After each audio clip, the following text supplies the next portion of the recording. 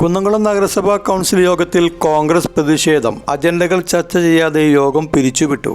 മധുരക്കുളത്തിനടുത്ത് CV Sreeraman സ്മാരക സാംസ്കാരിക നിലയത്തിനായി AC Moideen MLA തുക അനുവദിച്ചത് സംബന്ധിച്ച് അജണ്ട അവതരിപ്പിച്ചതിനെ തുടർന്നായിരുന്നു പ്രതിഷേധം.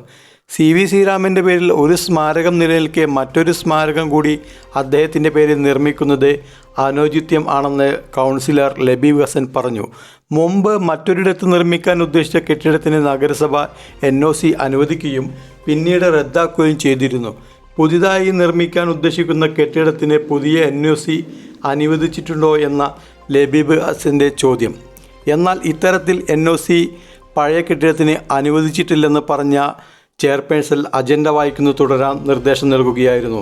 ഇതോടെ നഗരസഭാ ചെയർപേഴ്സൺ പച്ചക്കള്ളം പറയുകയാണെന്ന് ആരോപിച്ച കോൺഗ്രസ് അംഗങ്ങൾ ചെയർപേഴ്സൻ്റെ ഡേസിന് മുന്നിലെത്തി പ്രതിഷേധം തുടരുകയായിരുന്നു. ഇതോടെ നഗരസഭാ അധ്യക്ഷ ബെല്ലടിച്ച് യോഗ നടപടികൾ അവസാനിപ്പിച്ചു.